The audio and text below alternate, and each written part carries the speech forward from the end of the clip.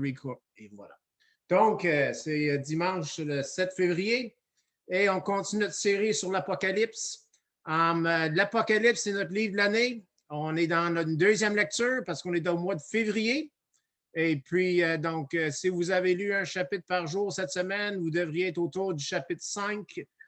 Chapitre 5, il y a la brebis, le Seigneur qui est là avec les 7 cornes, les 7 dieux. Ça veut dire quelque chose. Le texte l'explique.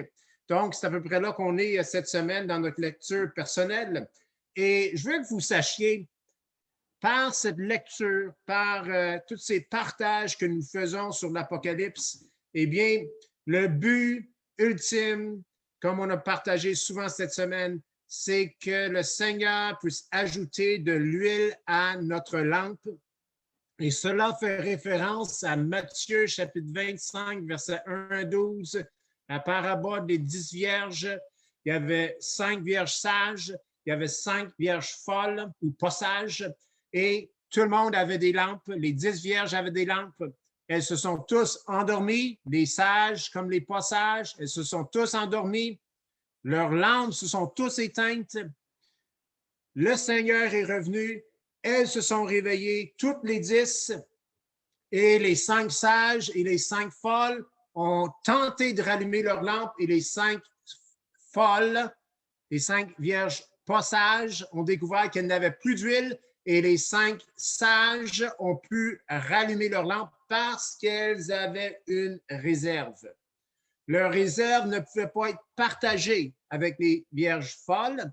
Donc, l'huile dans nos lampes, c'est quelque chose que nous obtenons par notre consécration au Seigneur Jésus. On ne peut pas le donner à quelqu'un d'autre. Je ne peux pas donner de ma consécration personnelle à mon épouse, tout comme je ne peux pas le donner ou en partager avec quiconque sur l'écran. Je peux vous encourager de vous consacrer au Seigneur, mais ça, c'est chacun qui décide lui-même jusqu'à quel point qu'il le fait. Donc, que notre lecture de l'Apocalypse puisse nous amener à être plus consacrés au Seigneur Jésus, que notre lecture, notre méditation sur ce livre puisse mettre un amour encore plus grand dans nos cœurs pour le Seigneur Jésus, afin qu'on soit prêt pour son retour. Amen? Amen. Donc, c'est là le but. Il y a beaucoup de détails dans l'Apocalypse. On n'aura pas les réponses à toutes nos questions parce que c'est un livre quand même qui est complexe. Et cette semaine, j'en ai vécu un peu la complexité. Parce que quand on est sur Zoom, les gens peuvent poser leurs questions. Et pour être franc, des fois, je vous dis, je ne sais pas, je vais faire mes recherches. Je sors mes livres, je lis pendant le jour, puis je cherche pour des réponses. À la plupart du temps, on trouve une réponse quelconque. Mais en même temps, on ne veut pas prendre un détail pour en faire une grosse affaire. Un détail, c'est un détail. Le thème central, c'est le thème central de l'Apocalypse. Et c'est plus de là qu'on va aller chercher nos conclusions. Et aujourd'hui, eh bien, nous sommes dans l'Apocalypse chapitre 2 toujours, et on est au verset 18 jusqu'à 29. C'est l'église de Thyatire. C'est la lettre la plus longue que le Seigneur a adressée aux 7 églises. Et le titre du message ce matin, c'est « Soyons fidèles ». Et si vous avez trouvé ça un peu lourd la semaine passée, pas juste en information, mais en poids de message, eh bien, aujourd'hui, ça va être probablement plus lourd. Je vais vous dire quelque chose. On est comme dans, si vous prenez les 7 églises de l'Apocalypse, ça fait comme un triangle comme ça ici. Et puis, il y a des choses qui se répètent au début, à la fin, donc qui se répètent avec Éphèse puis l'Odyssée. Et puis, ça s'en va comme ça. Là, on est à l'église de Thyatire. On est dans le sommet, mais en même temps, on est dans le plus profond des reproches que le Seigneur fait envers l'Église. OK? La semaine passée, c'est une question d'être, de ne pas avoir de compromis, de ne pas avoir de mélange. Aujourd'hui, c'est une question d'être fidèle, c'est-à-dire de ne pas être infidèle. OK? Donc, c'est vraiment le message le plus frappant, le plus profond que le Seigneur envoie à une des 7 églises. Et le Seigneur va nous bénir quand même aujourd'hui. Et il y a un appel ici à la fidélité. qui se compare à la fidélité conjugale. Donc, il y a un appel ici à la fidélité et c'est un appel qui est fort. Donc, Apocalypse 2, verset 18, j'en fais la lecture pour tous. Écrit à l'ange de l'église de Thyatire. Voici ce que dit le Fils de Dieu, celui qui a les yeux comme une flamme de feu et dont les pieds sont semblables à de l'airain ardent. Je connais tes œuvres, ton amour, ta foi, ton fidèle service, ta constance et tes dernières œuvres, plus nombreuses que les premières. Mais ce que j'ai contre toi, c'est que tu laisses la femme Jézabel, qui se dit prophétesse, enseigner et séduire mes serviteurs pour qu'ils se livrent à l'impudicité et qu'ils mangent des viandes sacrifiées aux idoles. Je lui ai donné du temps afin qu'elle se repentît, et elle ne veut pas se repentir de son impudicité. Voici, je vais la jeter sur un lit et envoyer une grande tribulation à ceux qui commettent adultère avec elle, à moins qu'ils ne se repentent de leurs œuvres. Je ferai mourir de mort ses enfants, et toutes les églises connaîtront que je suis celui qui sonde les reins et les cœurs, et je vous rendrai à chacun selon vos œuvres. À vous, à tous les autres de Thyatire, qui ne reçoivent pas cette doctrine, et qu'on n'a pas connu et qui n'ont pas connu les profondeurs de Satan, comme il les appelle, je vous dis, je ne mets pas sur vous d'autres fardeaux. Seulement ce que vous avez, retenez-le jusqu'à ce que je vienne. À celui qui vaincra et qui gardera jusqu'à la fin mes œuvres, je donnerai autorité sur les nations. Il les paîtra avec une verge de fer, comme on brise les vases d'argile, ainsi que moi-même j'en ai reçu le pouvoir de mon Père. Et je lui donnerai l'étoile du matin, que celui qui a des oreilles entende ce que l'Esprit dit aux églises. Prions ensemble. Seigneur, on vient à toi ce matin. Et Seigneur, nous demandons la simple requête suivante. Parle à nos cœurs par ce message. Parle à nos cœurs par cette lecture que nous avons faite ce matin. Garde-nous de toute interprétation extrême. Seigneur, que tu puisses nous garder dans l'application, dans l'obéissance de ta parole dans nos vies. Et Seigneur, que notre fidélité pour toi puisse grandir et qu'aujourd'hui et cette semaine, nous puissions devenir encore plus fidèles à ton nom, à ta personne, Seigneur, afin, Seigneur, de tout simplement être l'Église pure et sans tache que tu nous appelles d'être. Car tu dis dans ta parole, vous serez saints, car je suis saint. Et c'est dans ton précieux nom, Jésus, que nous avons prié et que tout le monde peut dire Amen. Donc, on va faire comme on a fait les 3 derniers dimanches. Je vais commencer avec un historique. Donc, Thyatire. D'où vient cette ville? D'où vient ce nom? Eh bien, Thyatire était une ville proche de l'église de Pergame, proche des autres églises. C'était en Asie et proche de la Turquie actuelle.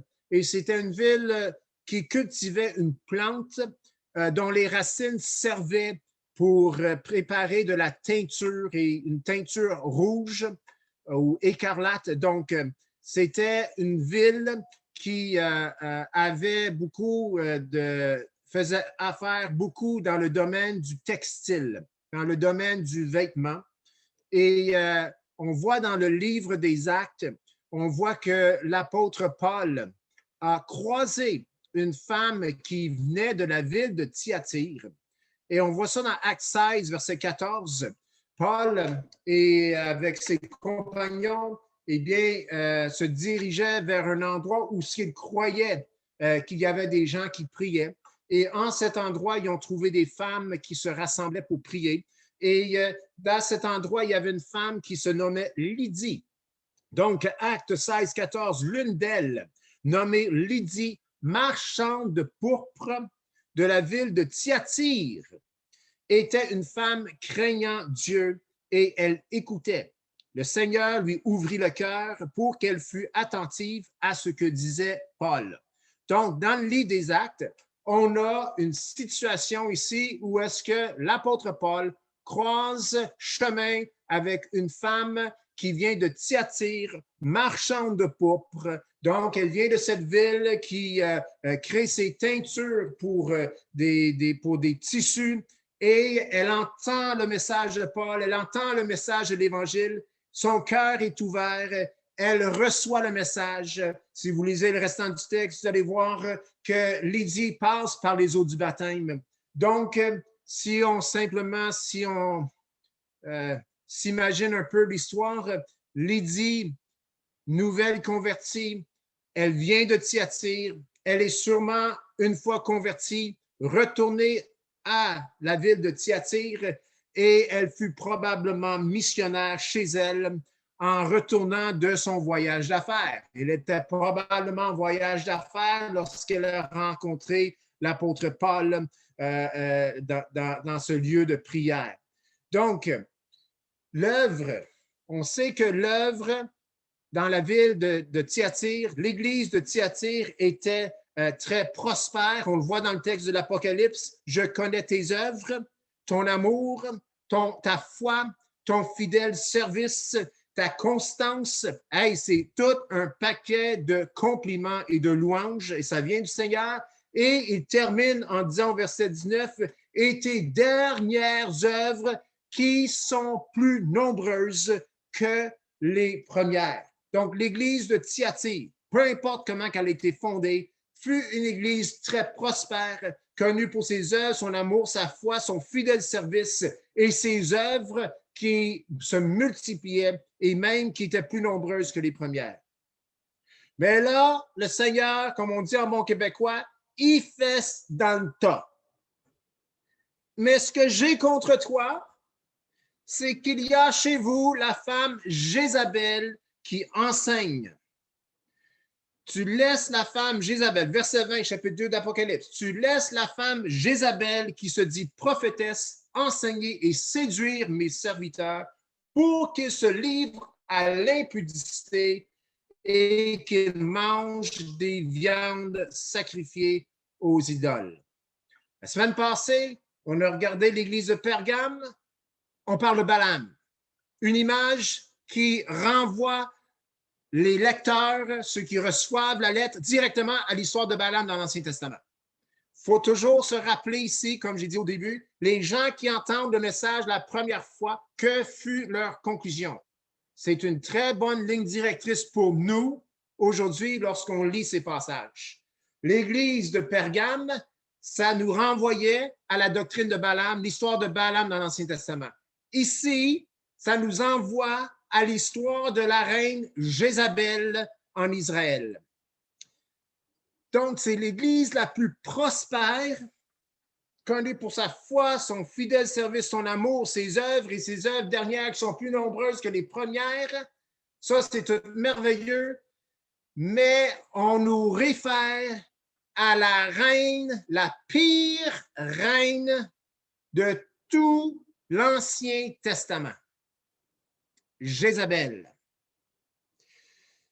Donc, tout paraît beau, mais le pire est là au milieu de l'Église. Jézabel. Qui est Jézabel? Vous allez pouvoir voir l'histoire cette semaine, ça va faire partie de nos devoirs. Ça commence dans 1 Roi, chapitre 16, verset 39, et ça va, si vous voulez lire tout le temps que Jézabel était là, eh bien, il faut que tu ailles jusqu'à vers 2 Rois, chapitre 5 ou 6, je crois. Mais la reine Jézabel, c'est la reine la plus idolâtre de l'Ancien Testament. Et elle s'est mariée avec le roi Akab, qui était le roi le plus mou de l'Ancien Testament. Il n'y avait pas de colonne vertébrale, ce roi.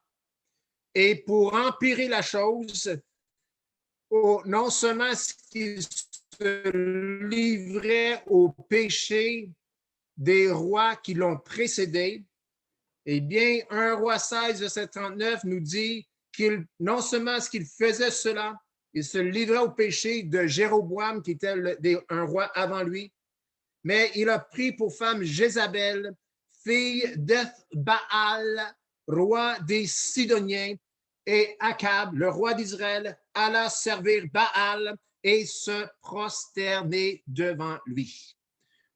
Donc, pour l'église de Thyatire, on nous emmène l'histoire de Jézabel, qui nous parle du roi Akab qui a créé des liens de mariage avec une femme, une fille du roi des Sidoniens qui est idolâtre. Donc, il se marie avec des faux dieux et il y a l'idolâtrie. Maintenant, si vous lisez le temps des rois dans l'Ancien Testament, vous allez voir qu'avec Salomon, il y a eu du compromis et là, le royaume s'est divisé.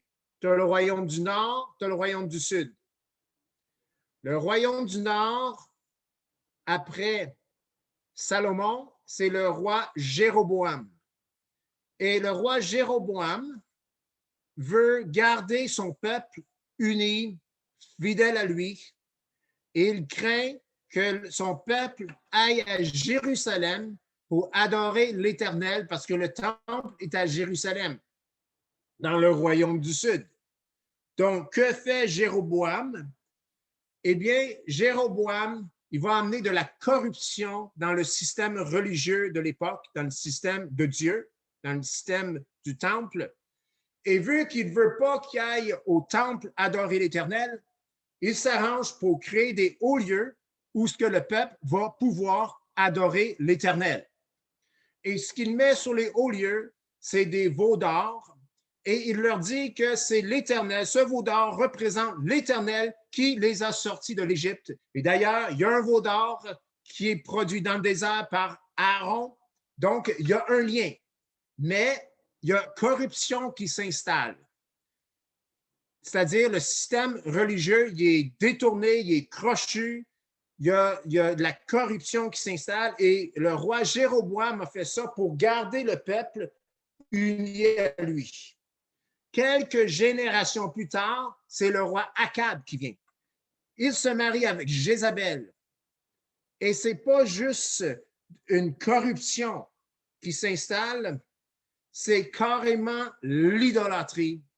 Et accompagné de l'idolâtrie, eh bien, il y a de l'immoralité sexuelle. Donc, quand les premiers lecteurs ont entendu que l'église de Thyatire, il y avait là la femme Jézabel, ils pensent à la reine Jézabel dans l'Ancien Testament, ils pensent à l'idolâtrie et la débauche et l'immoralité sexuelle qui accompagne ces pratiques idolâtres qu'amène la reine sidonienne. Donc, l'église de Thyatire, qui excelle en œuvre, en quelque part, cette église est menée par un ou une despote. OK? Qui, non seulement ce que ce despote ou cette personne autoritaire, non seulement est-ce qu'il corrompt le vrai christianisme, mais il va plus loin, il emmène ou elle emmène les chrétiens vers de l'adultère spirituel. Cette Église vivait déjà le mélange, mais là, elle se permet d'aller plus loin et même d'être immorale tout en se disant chrétien, tout en faisant des bonnes œuvres, étant connu pour son amour, pour sa foi, son fidèle service, sa constance.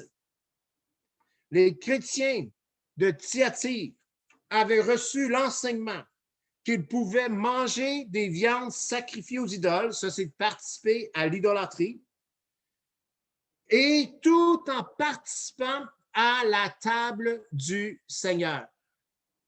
Je répète, les chrétiens de Thyatire ont reçu cet enseignement et c'est venu de cette femme Jézabel qui a enseigné qu'ils pouvaient manger des viandes sacrifiées aux idoles et tout en participant à la table du Seigneur.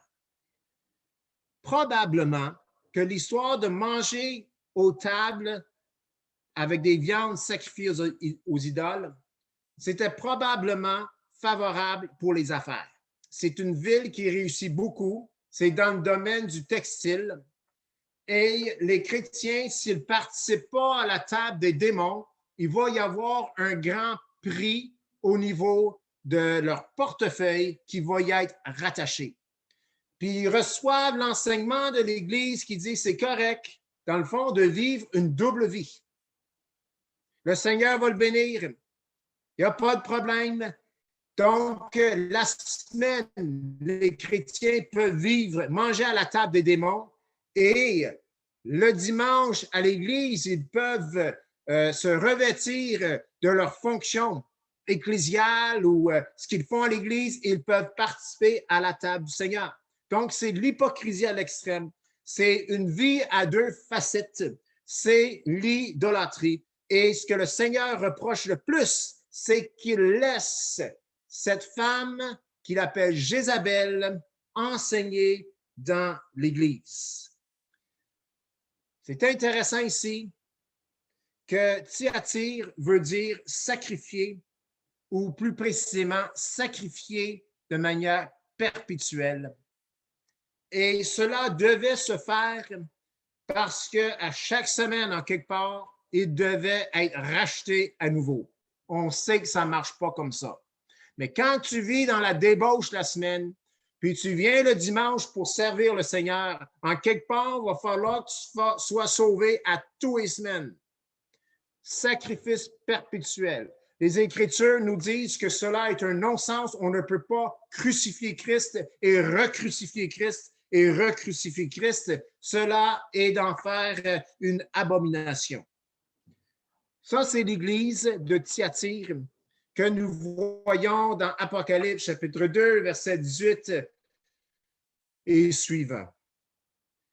Quand on s'en va au niveau de l'histoire, parce qu'il y a toujours ici l'interprétation aussi historiciste ou historique, donc où les 7 églises dans l'Apocalypse représentent aussi 7 périodes au travers de l'histoire.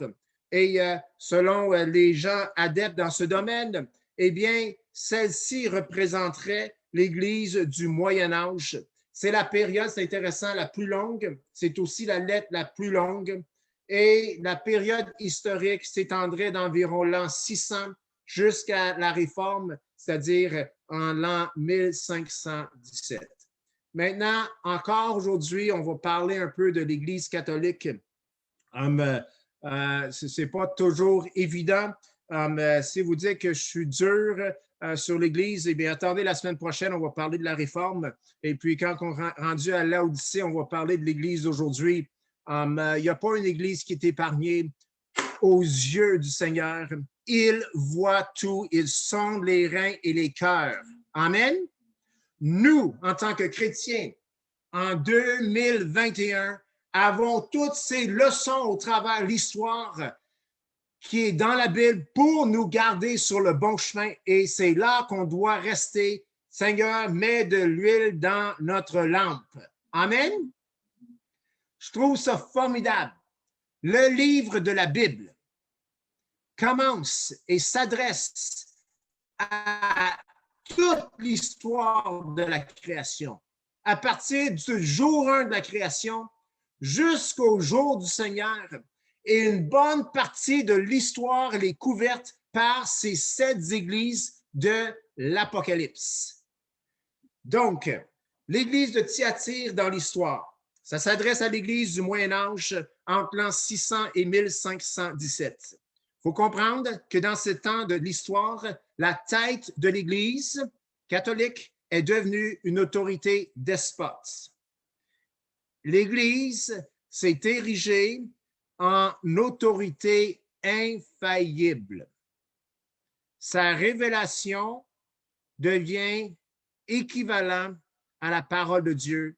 Ce qu'elle reçoit ne peut pas être contredit. Contredire l'Église, c'est de contredire Dieu. Et malheureusement, beaucoup de choses se passent, beaucoup de choses terribles se passent au nom de Dieu, et cela est un grave péché. Il y a 10 doctrines nouvelles.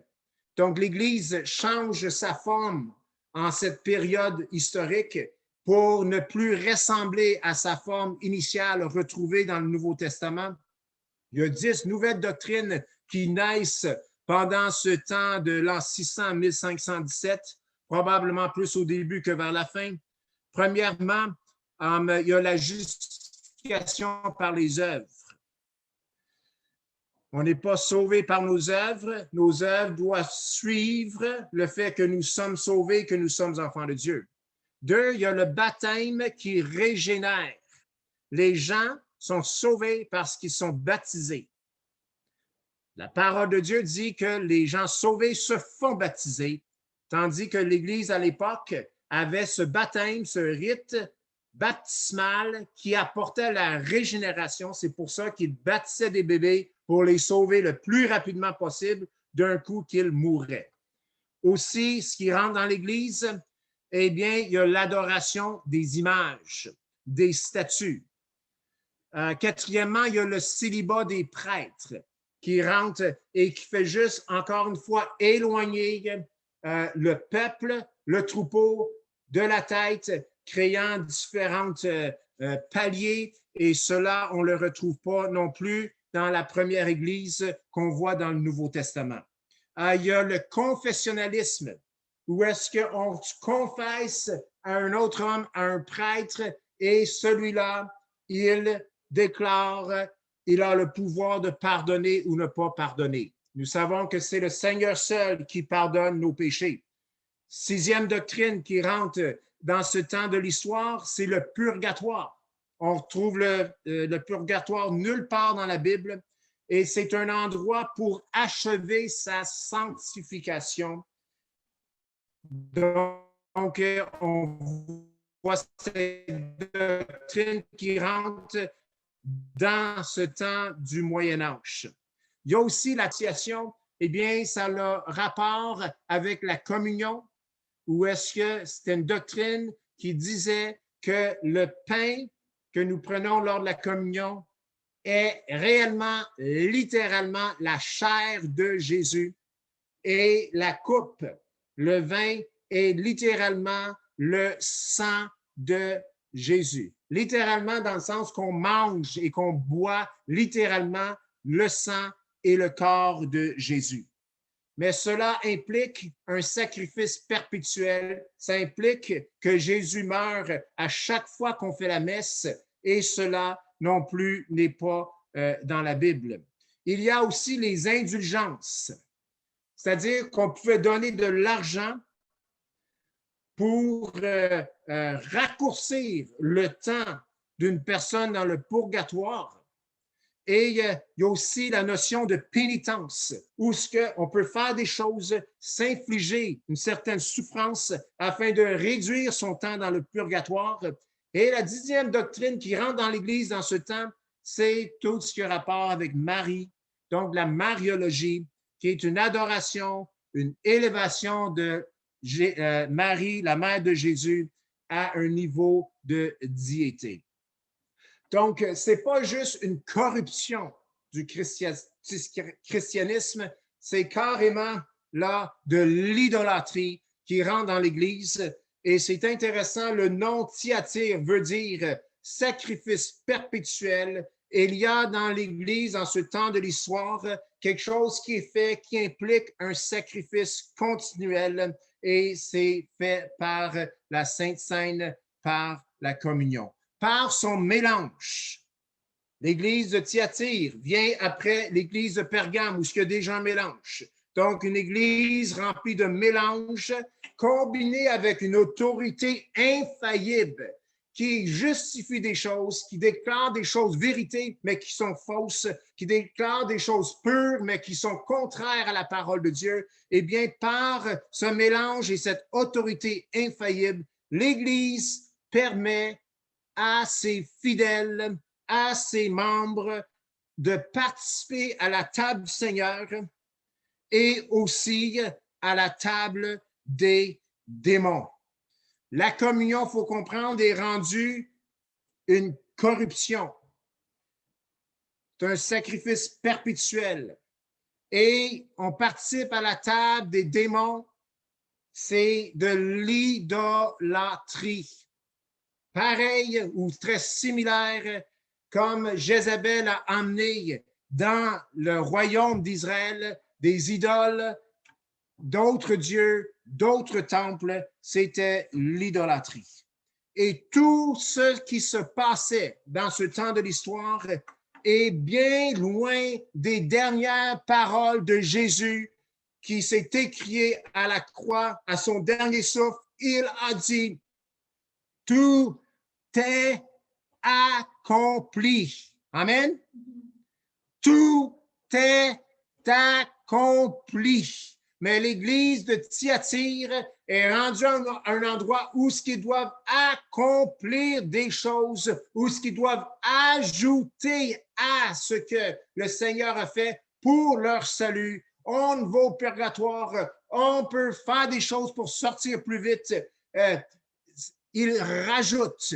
Mais Jésus a dit à la croix, en ce qui concerne notre salut, il a dit, tout est accompli. Dites-le ensemble, disons-le ensemble, tout est accompli. C'est de valeur. Ça a été merveilleux que l'Église de Thyatire n'ait pas pu prendre ces quelques dernières paroles de Jésus et vivre selon ses paroles, c'est-à-dire que tout était accompli, tout en pratiquant ses œuvres, démontrant son amour pour Jésus, sa foi, son fidèle service, sa constance et ses œuvres grandissantes. En même temps, cette Église, ses œuvres étaient grandes. Elle était connue pour des belles choses, mais en son sein, il y avait cette autorité despote, autoritaire, qui enseignait à ses fidèles, qui pouvait participer à la table du Seigneur, tout en participant à la table des démons. Quelques mises en garde, quelques encouragements ici ce matin. Premièrement, qu'est-ce qu'on peut apprendre de toute cette histoire, que ce soit dans Apocalypse 2, 18 à 29, ou que ce soit par ce qu'on a vu au courant de l'histoire? Eh bien, premièrement, fuyons toute forme de despotisme. C'est quoi le despotisme? C'est un pouvoir absolu et arbitraire du despote. Donc, le despote, c'est celui qui fait du despotisme.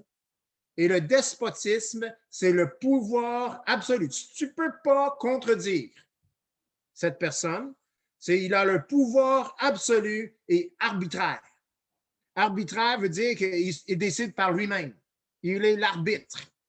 Il change les règles quand lui entend bien. Donc, mise en garde. Aujourd'hui, dans nos vies, dans notre Église, dans nos églises, dans le monde chrétien aujourd'hui, faisons attention à toute forme de despotisme. Si vous regardez des choses sur l'Internet, si vous regardez tout ce qui peut se passer dans le monde chrétien, OK? Charismatique, apostolique, nommez-le, vous allez pouvoir trouver des influences despotes, vous allez pouvoir trouver toutes sortes de formes de despotisme. Et ce que je vous dis ce matin, faites attention. Juste parce que quelqu'un parle au nom de Dieu, désolé, ça ne veut pas dire grand-chose. Mais quand on parle au nom de Dieu, il y a une porte ouverte. Si l'humilité n'est pas présente, il y a une porte ouverte au despotisme, à un pouvoir absolu, arbitraire. Qu'une Église ait fait cela et fait des victimes, c'est déjà terrible. Aujourd'hui, désolé, mais il y a des chrétiens qui s'en font eux-mêmes une victime. Ils n'ont pas besoin de se soumettre à un tel despote ou personne ou autorité quelconque, mais le font de leur propre volonté, croyant que celui-là parle au nom du Seigneur et ne peuvent pas remettre en question ce que la personne dit. Erreur, faisons attention. Et désolé, mais surtout dans le monde charismatique. Désolé, je ne prêche pas pour ma patrie. Hein. Un autre encouragement ou mise en garde, les œuvres nombreuses et louables ne pourront jamais, jamais, désolé, le mot est fort, mais les œuvres nombreuses et louables, aussi nombreuses et louables qu'elles peuvent être, ne pourront jamais couvrir la prostitution spirituelle. Je répète, les œuvres nombreuses et louables, un amour manifeste, une foi évidente, les œuvres plus grandes et plus louables que les premières ne pourront jamais être assez bonnes pour couvrir la prostitution spirituelle. Ses œuvres, son amour, sa foi, son fidèle service, ces dernières œuvres, plus nombreuses que les premières, étaient tous présentes dans l'église de Thyatire, mais c'est une église qui s'était prostituée, du moins spirituellement parlant. Et ces œuvres n'ont pas le pouvoir de couvrir son cœur qui est vendu à ses amants.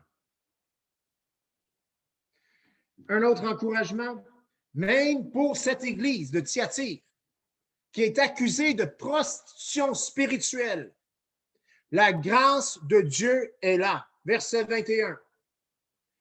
Et je lui ai donné un temps afin qu'elle se repentît. Et elle ne veut pas se repentir de son impudicité. Encore au verset 22. Voici, je vais la jeter sur un lit et envoyer une grande tribulation à ceux qui commettent adultère avec elle, à moins qu'ils ne se repentent de leurs œuvres. La grâce de Dieu est là. Ces gens qui sont sous cette fausse doctrine, ces gens qui se sont fait enseigner, ou peut-être encore aujourd'hui, ils sont enseignés par cette Jézabel, cette autorité despote. Il y a le temps encore de se repentir. On peut se repentir même de prostitution spirituelle et nous pouvons retourner à notre premier amour et être fidèles non seulement en œuvre, mais également dans nos cœurs envers le Seigneur Jésus-Christ. Nos œuvres reflètent ce qui est dans le cœur. Un cœur qui est un cœur partagé, qui mange à la table des démons comme il mange à la table du Seigneur. Eh bien, chers amis, ces œuvres ne peuvent pas glorifier le Seigneur. Ce n'est que des œuvres. Mais bonne nouvelle, il y a toujours la chance, l'opportunité de se repentir et que tout le monde peut dire Amen. Amen. Un autre encouragement, c'est que dans l'église de Thyatire, il y a deux groupes. Vous voyez bien mes doigts, deux groupes. Il y a le groupe qui suit l'enseignement de Jézabel. Et il y a un deuxième groupe qu'on voit au verset 24, à vous, à tous les autres de Thyatire, qui ne reçoivent pas cette doctrine et qui n'ont pas connu les profondeurs de Satan, comme il les appelle. Je vous dis, je ne mets pas sur vous d'autres fardeaux. Seulement retenez ce que vous avez, retenez-le jusqu'à ce que je vienne. Donc, c'est une bonne nouvelle. Il y a un deuxième groupe dans Thyatire, groupe fidèle, qui ne reçoit pas cet enseignement, qui n'a pas connu les profondeurs de Satan. C'est vraiment ce qui se disait à l'époque dans l'église de Thyatire. Imagine, les gens vont à l'église, et il y a dans leur vie la possibilité ou l'habitude de connaître les profondeurs de Satan. Mais il y a un groupe dans l'église de Thyatire, donc c'est une église divisée, qui, elle, ne reçoit pas l'enseignement de Jézabel et qui n'ont pas connu les profondeurs de Satan. Donc, son cœur est au Seigneur. Elle ne participe pas, ces gens, ce groupe, ne participe pas aux deux tables, elle participe qu'à la table du Seigneur. Que cela ait été des gens qui fréquentaient l'Église ou des gens qui se sont dissociés de l'Église, on ne sait pas, Mais ce qu'on sous-entend, c'est que cette Église a une influence sur tous et il y en a qui refusent l'influence, il y en a qui refusent l'enseignement et il y en a d'autres qui le prennent et qui mangent à deux tables. Et à ce deuxième groupe, aujourd'hui, si on regarde notre monde chrétien, eh bien, il y a aussi ces deux groupes. Dans le fond, il y a juste une Église. Il y a l'Église du Seigneur Jésus-Christ, l'Église invisible, qui est le regroupement de tous ceux qui vraiment ont donné leur cœur à Jésus, mais il y a aussi l'Église visible qui a un mélange ou qui a de l'idolâtrie ou qui a toutes sortes de choses. Eh bien, ce deuxième groupe est là présent et ce que le Seigneur dit à ce deuxième groupe, c'est la chose suivante. Je ne mets pas sur vous d'autres fardeaux. Donc, le Seigneur reconnaît que le fardeau est déjà énorme. Mais seulement ce que vous avez, retenez-le jusqu'à ce que je vienne. Donc, la question se pose, qu'avons-nous? C'est quoi que nous devons garder jusqu'à ce qu'il vienne?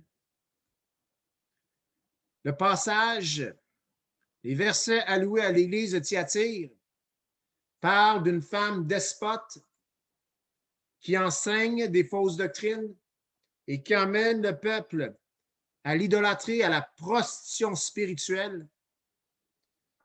Donc, en quelque part, ce que nous avons déjà et ce que nous pouvons et devons retenir, c'est la saine doctrine que le Seigneur nous a donnée, qui, elle, se traduit en œuvre pour sa gloire.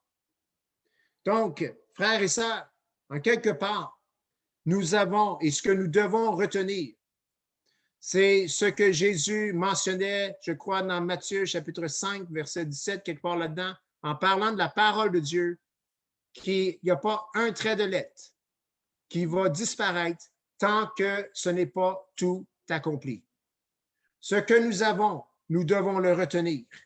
Nous avons beaucoup de l'Église originelle, c'est-à-dire la première Église, l'Église du Nouveau Testament. Nous l'avons juste ici. Nous avons dans nos Bibles, ce que je vous montre à l'écran ici, c'est cela que nous devons retenir jusqu'à ce qu'il vienne. Ce livre nous montre ce que nous sommes aux yeux de Dieu sans Dieu. Et ce livre nous montre ce que nous sommes aux yeux de Dieu lorsqu'on a Jésus-Christ dans nos vies, lorsque nous avons reçu le pardon pour nos péchés. Et nous ne pouvons rien y ajouter, nous ne pouvons rien y enlever à ce salut, ni à cette parole. Donc, qu'avons-nous? Que devons-nous retenir jusqu'à ce que le Seigneur vienne, jusqu'au jour du Seigneur? Eh bien, j'ai deux versets pour vous ce matin. Deutéronome 29, 29. Écrivez-le, Deutéronome 29, 29. Et aussi 1 Corinthiens 4, verset 6. 1 Corinthiens 4, verset 6. Ces deux passages parlent de ce que nous avons. Ces deux passages parlent de ce que nous devons garder jusqu'à ce que le Seigneur vienne. Donc, Deutéronome 29, 29 et 1 Corinthiens 4, 6. Le premier verset dit les choses, donc Deutéronome 29, 29, dit, les choses cachées sont à l'Éternel, notre Dieu. Les choses révélées sont à nous et à nos enfants à perpétuité, afin que nous les mettions en pratique, toutes les paroles de cette loi. Qu'avons-nous? Nous avons les choses révélées. Les choses révélées à Dieu, ils sont à nous parce que ces choses ont été révélées et ont été transmises aux enfants à perpétuité et jusqu'à nous aujourd'hui. Et la raison que le Seigneur nous a donné ces révélations qui se trouvent dans la Bible, c'est pour que nous les mettions en pratique, toutes les paroles de cette loi. Ce que nous n'avons pas, c'est les choses cachées, les choses non révélées. La Bible nous donne une idée de ce qu'est Dieu, du monde à venir, nous donne une très, très, très bonne idée de ce que c'est le salut en Jésus-Christ. C'est d'ailleurs son sujet principal, le thème principal des Écritures, ce salut si précieux que Dieu offre à toute l'humanité. Mais il y a des choses que nous ne savons pas, que nous n'avons pas, et ils demeurent cachés. Et Dieu a choisi de les laisser cachés. Et ce que je vous dis, c'est très important ici. Si nous tentons d'aller chercher les choses que Dieu dit sont cachées, nous tombons sur le chemin de l'idolâtrie. Et nous allons découvrir des choses, mais par influence satanique. Les choses cachées sont à Dieu. Les choses qu'il nous a révélées sont à nous. 1 Corinthiens 4, 6, c'est Paul qui parle aux Corinthiens en disant que lui et Apollos ont vécu l'exemple pour que, excusez, c'est à cause de vous, frères, que j'ai fait ces choses, une application à ma personne et à celle d'Apollos, afin que vous appreniez en nos personnes à ne pas aller au-delà de ce qui est écrit et que nul de vous ne conçoive de l'orgueil en faveur de l'un contre l'autre. Paul et Apollos ont donné cet exemple vivant aux Corinthiens de ne pas aller au-delà de ce qui est écrit. L'homme dans sa chair veut toujours aller au-delà de ce qui est écrit. Et c'est un piège qui guette le chrétien. Parce que dans le monde dans lequel nous vivons, il y a beaucoup de révélations spirituelles, occultes. Et nous connaissons le Dieu Tout-Puissant. Nous, on parle de dons spirituels. Et si on ne fait pas attention, si nous ne retenons pas ce que nous avons reçu, nous allons aller au-delà de ce qui est écrit et nous allons nous retrouver comme l'Église de Thyatire, qui finalement, malgré ses œuvres, sa foi, sa constance, son amour, a fini dans l'idolâtrie, dans la prostitution spirituelle. Et ce n'est pas là que le chrétien veut aller. Un chrétien qui prend l'exemple de Paul, qui ne va pas au-delà de ce qui est écrit, qui laisse les choses cachées entre les mains de Dieu, eh bien, celui-là va grandir en fidélité, va grandir dans sa relation avec le Seigneur Jésus, va maturer dans les voies de Dieu et il va y avoir une récompense. Et la récompense que Dieu réserve à l'Église de Thyatire, c'est que celui qui vaincra, verset 26, chapitre 2 de l'Apocalypse, va régner avec Jésus dans son règne. Et au verset 27, c'est écrit que le Seigneur lui donnera l'étoile du matin. C'est quoi l'étoile du matin? C'est le Seigneur Jésus-Christ lui-même. On voit ça ailleurs dans la Bible et plus loin dans l'Apocalypse. L'étoile du matin, c'est le Seigneur Jésus-Christ. Parmi l'Église de Thyatire, ceux qui vaincront devant la fausse doctrine, devant la prostitution spirituelle, le Seigneur fera en sorte qu'ils régneront avec lui et il leur donnera lui-même. Il leur donnera sa personne. Ça me fait penser aux Lévites de l'Ancien Testament, dont leur héritage, c'était Dieu lui-même. Quel héritage! Ce que nous avons, le prix ou la récompense que les fidèles ont dans l'Église de Thyatire, eh bien, c'est d'avoir Jésus lui-même et de régner avec lui. Vous allez remarquer, au fur et à mesure qu'on traverse les différentes églises, les récompenses s'en viennent de plus en plus grandes. Le Seigneur a beaucoup de récompenses pour ceux qui lui sont fidèles. Amen? OK, application ici. Oh, Jacques, juste fermer ton micro, s'il vous plaît. Application ici. Qu'est-ce qu'on fait cette semaine? OK. Oh, j'ai toute une prière pour vous cette semaine. Ben, pas longue. C'est une invitation à la prière. Premièrement, soyons fidèles. Amen. Soyons fidèles. Oui, je vois les mains. Soyons fidèles. La comparaison ici, c'est celle du couple.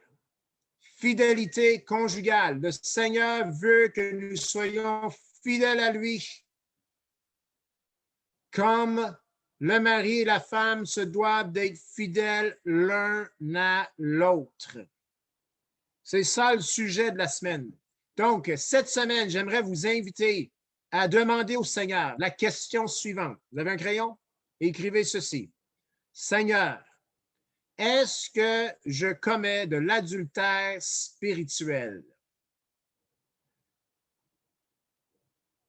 Je répète, question à demander au Seigneur personnellement cette semaine. Seigneur, est-ce que je commets de l'adultère spirituel?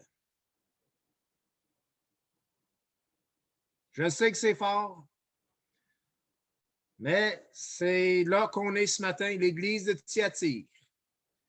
Une autre question que vous pouvez poser, Seigneur, est-ce que je me prosterne devant d'autres dieux? Seigneur, est-ce que je me prosterne devant d'autres dieux? Hey, c'est des grosses questions. C'est le Seigneur qui nous les donne, ou c'est les conclusions que l'on tire en regardant l'Église de Thyatire. C'est chacune de ses membres.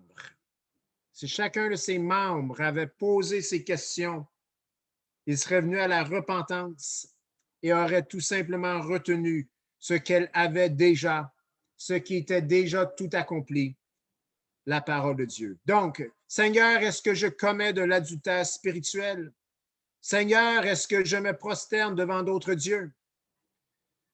Puis pour votre lecture cette semaine, si vous voulez méditer sur l'histoire ou la figure despote que Apocalypse 2, en parlant de l'Église de Thyatire, fait référence, c'est-à-dire Jézabel, eh bien, cela se trouve dans 1 Roi 16. Et déjà, si vous lisez jusqu'à la fin du chapitre 18, vous allez avoir une bonne idée de ce qu'elle faisait. Si vous voulez en lire plus loin, allez-y. La semaine passée, Balaam, c'était 4 chapitres, je pense. C'était déjà beaucoup. L'histoire de Jézabel s'étend sur quand même plus long, plutôt 10 ou 15 chapitres. Mais si vous voulez analyser, parce que l'illustration, l'image est là. Ce que Jézabel faisait dans le royaume d'Israël, il y avait une figure despote qui faisait quelque chose de très similaire dans l'église de Thyatire. Et c'est encore possible aujourd'hui. Donc, en regardant cette histoire, en l'étudiant, le Seigneur peut aussi ouvrir nos yeux afin de voir plus clair. Amen. Donc, si on a des réponses à l'affirmative, simplement, le Seigneur nous appelle à la repentance. Si on a des réponses dans l'affirmative dans nos cœurs, c'est-à-dire qu'on mange à 2 tables, le Seigneur nous demande la repentance et de retourner, de garder ce que nous avons déjà. Retenez, verset 25, seulement, je ne mets pas sur vous d'autres fardeaux, seulement ce que vous avez, retenez-le jusqu'à ce que je vienne. Et ce que nous avons déjà est énorme, est énorme. Juste le livre de l'Apocalypse, c'est énorme. J'ai dit, je pense, 2 ou 3 fois cette semaine. Je ne suis pas sûr si je savais dans quoi je m'embarquais en disant que c'était le livre de l'année. Mais c'est le livre de l'année et ça nous fait travailler fort, mais c'est toute une bénédiction. En terminant, je vais juste faire un petit retour sur les bénédictions qu'on a vues depuis parce que c'est bon de s'encourager. Les récompenses. Si on garde notre premier amour, donc l'Église d'Éphèse, Jésus va te donner lui-même à manger de l'arbre de la vie. Wow, quelle récompense! On a la nourriture qui vient de l'arbre de la vie et la main qui nous sert, c'est la main de Jésus. Ça, c'est une belle récompense réservée à tous ceux qui gardent leur premier amour. On voit ça dans Apocalypse 2, verset 7. Également, dans l'église de Pergame, toujours dans le chapitre 2, verset 12 de l'Apocalypse, récompense celui qui est vainqueur du mélange, c'est-à-dire qui ne laisse pas de mélange dans sa vie. Eh bien, le Seigneur lui donnera de la manne cachée, un caillou blanc et un nom nouveau. Il va te nourrir toi-même, une manne cachée. Il va te révéler des choses par sa parole que tu n'as pas vues auparavant, mais qui sont à toi parce qu'ils sont révélés et ça va te nourrir et il va te le faire personnellement. Il va te donner un caillou blanc qui signifie pureté, qui signifie innocence, ou comme on a vu la semaine passée, peut aussi signifier que c'est un symbole que tu fais partie d'un club privé, que tu fais partie de la famille du Seigneur. C'est bon de le savoir dans nos têtes. C'est encore mieux de le connaître dans nos cœurs. C'est ce qu'il donne à celui qui est vainqueur du mélange et lui donne un nom nouveau. Souvent, les gens dans la Bible, lorsqu'ils surmontaient des défis dans la vie, des épreuves, le Seigneur leur donnait un nouveau nom. Jacob est devenu Israël. Abraham est devenu Abraham. Il y en a d'autres dans les histoires bibliques. Ils ont changé de nom parce qu'ils avaient surmonté de grandes épreuves au niveau spirituel. Celui qui est vainqueur du mélange, eh bien, il va avoir un nom nouveau. Et une dernière récompense qu'on voit ce matin, celui qui sera fidèle, le Seigneur lui donnera l'étoile du matin. Le Seigneur permettra à ce qu'il règne avec lui. Donc, en toute humilité, celui qui est fidèle dans son cœur va vivre les sentiments d'un prince. Car le Seigneur lui communique qu'il régnera avec lui lorsqu'il viendra et lui donnera l'étoile du matin. Déjà, l'étoile du matin, c'est l'apôtre Paul qui dit, 1 ou 2 Corinthiens, c'est levé dans nos cœurs. Celui qui est fidèle au Seigneur Jésus vit de plus en plus profondément ce salut si précieux que le Seigneur lui a accordé par sa grâce. Le livre que nous avons, cette Bible, cette parole de Dieu que le Seigneur nous dit de retenir, eh bien, s'adresse à tellement de sujets et s'adresse à chacun de nous et part du premier jour de la création jusqu'au jour du Seigneur et même un peu après, c'est-à-dire dans le règne millénaire et même parle à la fin de l'Apocalypse un peu de l'éternité de la Nouvelle Jérusalem. Ce livre est le livre le plus vaste qui couvre l'histoire en entier et le Seigneur nous l'a donné pour se révéler à nous. Donc, sans plus tarder, j'aimerais juste qu'on puisse fermer nos yeux, on penche nos têtes et on va prier. Seigneur, je veux te remercier. Alors, Seigneur, tu ne mélanges pas tes mots. Seigneur, tu ne dilues pas ton message. Seigneur, ce que tu dis, c'est oui et amen, et c'est toujours pour notre bien. Seigneur, je prie vraiment ce matin que tu puisses, Seigneur, prendre cette parole que nous avons entendue, l'appliquer dans nos cœurs d'une manière tellement profonde que notre fidélité envers toi, Seigneur Jésus, puisse grandir de façon exponentielle. Seigneur, si nous avons en quelque sorte commis de l'adultère spirituel, si en quelque sorte, d'une manière ou d'une autre, si on s'est prosterné devant d'autres dieux, Seigneur, nous te demandons ton pardon. Nous t'implorons, Saint-Esprit, que tu puisses nous ouvrir les yeux afin qu'on puisse véritablement nous repentir et manger qu'à une seule table, avoir un cœur entier pour toi, une langue qui donne juste la bénédiction envers Dieu et rien d'autre, Seigneur, que nos vies puissent être des vies sans mélange, sans idolâtrie, des vies consacrées à toi, qui vivent dans l'obéissance à ta parole et ta personne. Donc, Seigneur, on te dit merci, car ton Saint-Esprit nous parle, car nous reconnaissons et témoignons dans nos cœurs la vérité que nous entendons. Et Seigneur, je prie pour la grâce de le mettre en pratique dans nos vies. Et c'est dans ton nom précieux, Jésus, que nous avons prié et que tout le monde peut dire Amen.